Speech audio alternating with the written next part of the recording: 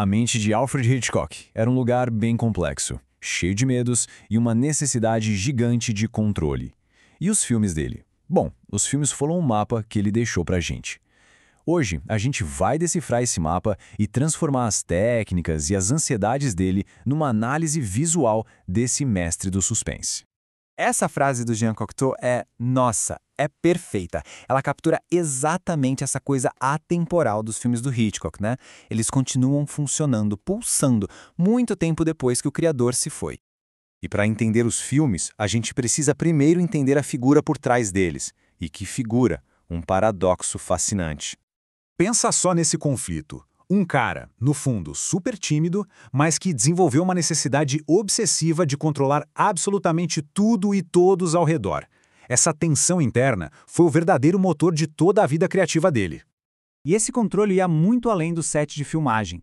Ele se mostrava nesse humor afiado, seco, super calculado, como esses dois entrevistadores que estavam ensopados de chuva descobriram na pele. Foi essa mesma mente calculista que criou um verdadeiro manual para manipular as emoções de quem assiste. Porque o Hitchcock não só fazia filmes, não, ele criou um método, um conjunto de regras para brincar com as emoções da plateia. E aqui tá o pulo do gato dele. Ele sempre dizia que o que importava era o suspense e não a surpresa.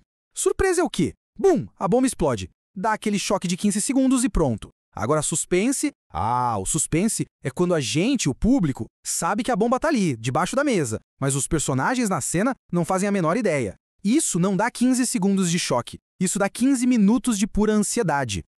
Para criar essa ansiedade, ele usava uma ferramenta que ficou famosa, o MacGuffin. Sabe? Aqueles planos roubados, as fórmulas secretas, são coisas super importantes para os personagens, mas que para o Hitchcock não eram nada, absolutamente nada.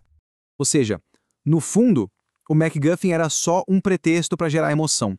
Ele não estava nem aí para quebra-cabeças, para quem matou quem. Ele achava isso frio, sem sentimento. O que ele queria era controlar o que a gente sentia.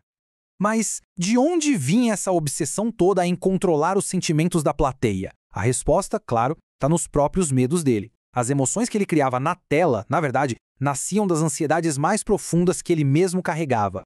A educação dele, que foi super rígida, com padres jesuítas, deixou marcas profundas. Ele desenvolveu um medo gigantesco de punição, um pavor de qualquer tipo de autoridade, principalmente da polícia. E olha só como isso aparece claramente nos filmes. É praticamente a lista de temas da vida dele. O homem inocente que é acusado por engano, a culpa que passa de uma pessoa para outra, algemas, a sensação de estar preso, a humilhação pública, essa desconfiança da polícia. Tudo isso era a vida dele, os medos dele projetados na tela.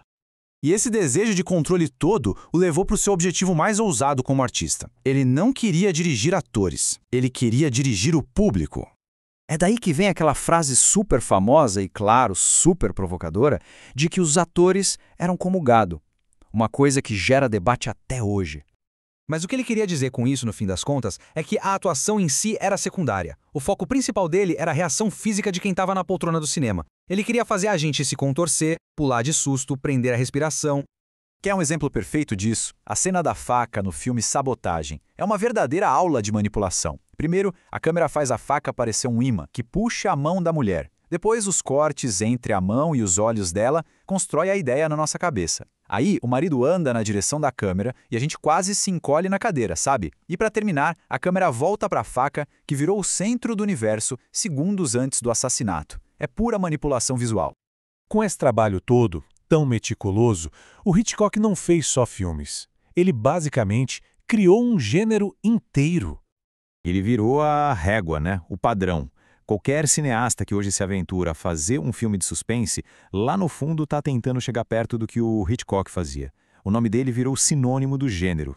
As técnicas, os temas, tudo foi tão copiado, tão imitado, que acabou virando a própria linguagem do suspense. É como se ele tivesse escrito o dicionário que todo mundo usa até hoje. Isso tudo deixa uma pulga atrás da orelha, né? Hoje em dia, numa era de gratificação instantânea, de ação sem parar, será que a arte do Hitchcock, essa arte de construir a ansiedade aos pouquinhos, de manipular com a câmera e não com explosões, será que isso está se perdendo? Ou será que, justamente por causa do mundo em que a gente vive, ela é mais necessária do que nunca? Fica aí a questão.